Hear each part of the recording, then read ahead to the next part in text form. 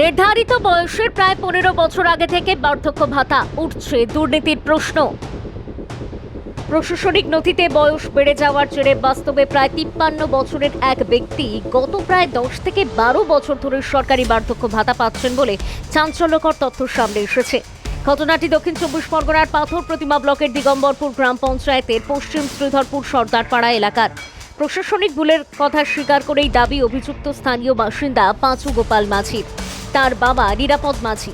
Voter card ও আধার card অনুযায়ী 2026 সালের June মাসে তার বয়স দেখানো হচ্ছে 86 বছর, অথচ তার দাবি প্রকৃত বয়স 50 থেকে 53 বছরের বেশি নয়। পাঁচু গোপাল মাঝি জানান, বহু বছর ধরেই তার ব্যাংক অ্যাকাউন্টে সরকারি একটি ভাতার টাকা জমা পড়ছে, তবে সেটি ঠিক কোন প্রকল্পের টাকা সে বিষয়ে তিনি নিশ্চিত নন। পরে জানতে পারেন সেটি বার্ধক্য ভাতার অর্থ। তিনি আরও বলেন, নথিতে ভুল বয়স সংশোধনের জন্য বিভিন্ন দপ্তরে বারবার যোগাযোগ করলেও এখনো পর্যন্ত কোনো সমাধান মেলেনি। পাঁচু গোপাল মাঝির কথায়, আমি কখনো বার্ধক্য ভাতার জন্য আবেদন করিনি। বয়স কমানোর জন্য অনেক জায়গায় গিয়েছি, কিন্তু কোনো লাভ হয়নি। টাকা কোথা থেকে আসে সেটাও আমি জানি না। এ বিষয়ে দিগম্বরপুর গ্রাম পঞ্চায়েতের উপপ্রধান রবীন্দ্রনাথ বেরা বলেন, বার্ধক্য ভাতার অনুমোদন গ্রাম পঞ্চায়েত থেকে হয় না, ঊর্ধ্বতন কর্তৃপক্ষ যাচাই বাছাই করে এই ভাতা অনুমোদন করে থাকে। ঘটনাকে কেন্দ্র করে রাজনৈতিক মহলেও শুরু হয়েছে তীব্র বিতর্ক। বামফ্রন্ট নেতৃত্বের দাবি, পাথর প্রতিমা ব্লকে খোঁজ নিলে এমন আরও বহু নজির সামনে আসবে।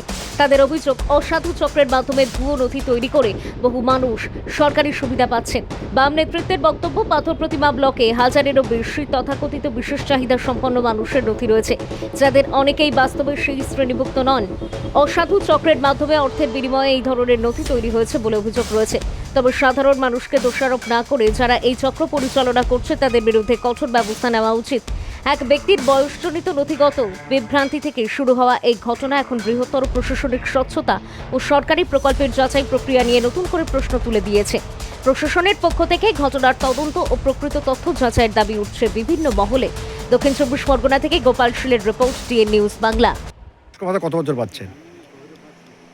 কবে তো পাচ্ছি বলতে আমি তো ঠিক বলতে পারছি না, কিন্তু আমার উপর থেকে এটা এসেছিলো, আমি সেই জন্যে ওই টাকাটা পাই। আমিও ওই বার্ধক্য ভাতা অ্যাপ্লিকেশনও করিনি, তা ওইটা আমার আধার কার্ডে বয়স যে হয়েছিল সেই থেকে আমাকে ওই বার্ধক্য ভাতা আমি পাই। এমনিই চলে আসে আপনার? চলে আসে 10 বছর হচ্ছে, 10 বছর, হ্যাঁ 10 বছর এই টাকাটা পেয়ে যাচ্ছেন আপনি। দাদা, আপনি এই পাঁচু মাঝিকে চেনেন? হ্যাঁ, 5 মাস যেটা আমি ছেড়ে ছিলাম। এর বয়স কত হবে? বয়স কত, 50-55 বছর বয়স। এর আধার কার্ডে এখন বয়স দেখা যাচ্ছে প্রায় 86 বছর বয়স। বার্ধক্য ভাতা পায়, আপনারা কি এটা জানেন? হ্যাঁ, পায়, জানি মোটামুটি এটা পায়, ও অনেক দিন থেকে পায়। তা কারে কি আছে না আছে আমরা ঠিক মতন জানি না। ব্যবস্থা হয়েছে, সব জায়গায় গিয়েছি, দেখেছি, কিন্তু হয়নি। সেটা আবেদন করেছে, সবাই আগে পাচ্ছে টাকা পয়সা অনেক কম বয়স থেকে। এখন কি হবে না হবে আমি বলি। আমার জানা নেই, নতুন শুনলাম। যদি কারোর বয়সের প্রমাণপত্র না থেকে বার্ধক্য ভাতা বা যেটা সে উপযুক্ত নয় পেয়ে থাকে, সেটা খুব অন্যায়। এবং এটা সকলের জানার দরকার যে বার্ধক্য ভাতা পাওয়া, প্রতিবন্ধী ভাতা পাওয়া, অর্থাৎ উপভোক্তা চয়েস করার ব্যাপারে বহুদিন থেকে গ্রাম পঞ্চায়েতের কাছে সে ক্ষমতাটা নেই। যদি পেয়ে থাকে, অবিলম্বে তার সরকারিভাবে যারা এই দপ্তরে দেখে তাদের ব্যবস্থা নেওয়া উচিত, ওটা বন্ধ করা উচিত। দিগম্বরপুরে না, সারা রাজ্য জুড়ে খুঁজলে এরকম অসংখ্য উপভোক্তা পাওয়া যাবে যাদের বয়স হয়নি, তারা বার্ধক্য ভাতা পাচ্ছে, লক্ষ্মীর ভাণ্ডার পাচ্ছে।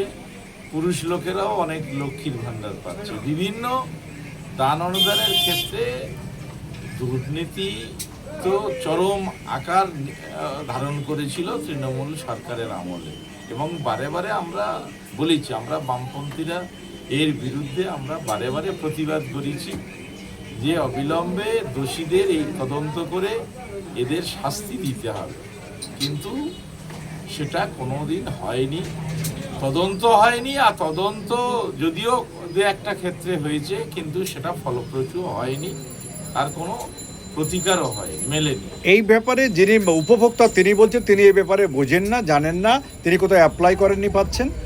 কি বলবেন? ওগুলো তো থেকে কি বলা যায়, ওগুলো নিছক কথার কথা।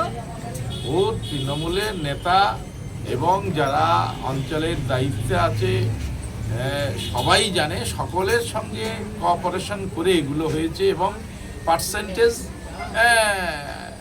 সব ও নেতা প্রধান সবাই মিলে তার পার্সেন্টেজও গ্রহণ করে। আমরা উপপ্রধানের সঙ্গে কথা বলছি, উনি বলছেন এই ব্যাপারটা ওনার জানা নেই। এগুলো অসত্য কথা।